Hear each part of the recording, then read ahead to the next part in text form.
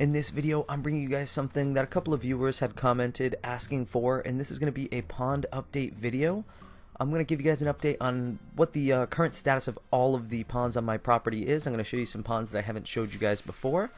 And the one you guys are seeing right here, this is the main pond, the one that I've used online calculators to estimate at around 3,000 gallons, give or take a couple of hundred. It's pretty tough to tell because it's an odd-shaped pond with different depths in different areas, but this is the main one, and this is the one I put the most work into. You can see it has 3 air stones, it has some floating plant baskets full of water lettuce and water hyacinth.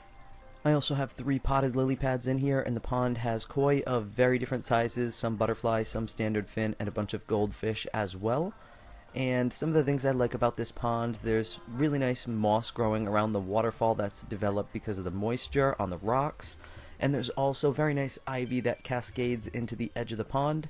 However, some of the major cons of this pond that I've had to always battle is that it sits under a couple of large pine trees that just dump debris into the pond. That, combined with the fact that it's kind of on a slight slope, debris tends to just get blown in by the wind, so definitely a lot of debris getting in this pond. If I could do it over again, I would probably do a raised up brick pond, or maybe just put this pond in a different location altogether. And there's a lot of things I would probably do differently on this pond. I would do bottom drain instead of submersible pump. And I would definitely add a skimmer line as well, but for now this is the pond I have. In the next couple of years I do plan on doing a much larger raised brick 10,000 gallon koi pond, which I've been doing a lot of work mentally on designing in my head. Hopefully I'll have that one done in the next couple of years when I get the opportunity.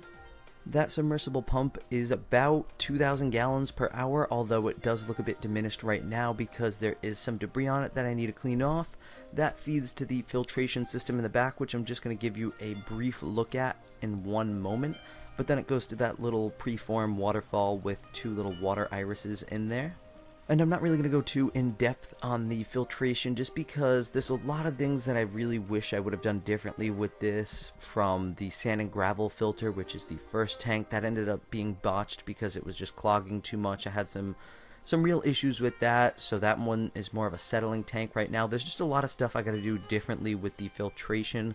The one tank I will show you guys is this middle one right here. That's a bio tank, and that one is about 3 cubic feet of K1 media. That is a moving bed filter with an air stone in there, and then that feeds to the last barrel, which is kind of like a DIY shower type of deal with lava rock. But there's a lot of reworking I need to do with this, and I am going to add a sieve filter as well, so I'm not going to go too in depth on this filtration because this is ever changing.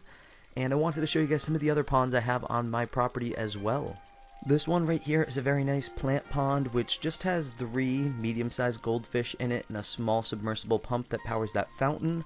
We have some lily pads in here, some water hyacinth, and a bunch of fairy moss or mosquito fern or azolla, whatever you want to call it. That is what you see on the surface there, as well as 2 iris plants.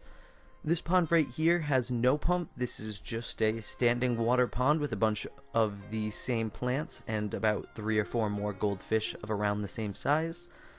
And this pond has some pretty impressively tall water hyacinth. I don't know if you can see it very well or not, but they're sitting right next to that iris plant, and because that iris plant blocks out a lot of the sunlight, the water hyacinth has been forced to grow extremely tall.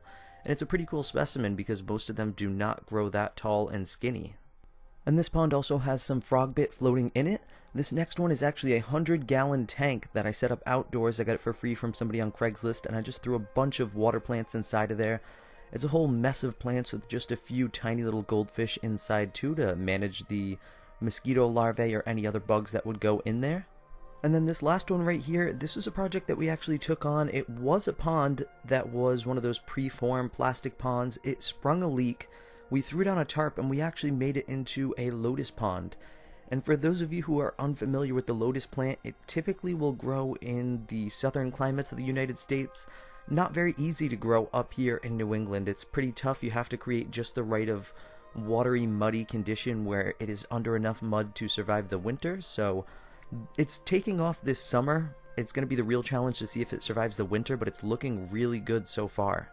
And one last thing I did want to show you guys is this rain barrel right here. It's made out of one of those plastic 55-gallon drums, and this is one of 4 that we have set up around the property, all hooked up to the gutters. And these things are pretty impressive because one good rainstorm, all the water coming off the roof will fill each one of these barrels after a really good rainstorm for one day. Multiply that by the 4 barrels, and every time we get a good rainstorm, we get 200 gallons of free water, which really helps out with watering all these plants and doing water changes and all sorts of stuff. We really need the free water. So definitely a cool idea to check out. And yeah, that's going to wrap up this pond update video. As soon as I do some major overhauls to my filtration system, if I get it to a point where I really feel happy with it, then I'll do an update video on that as well. But if there's anything else you guys want to see from me, leave it in the comments down below. And as always guys, thank you for watching.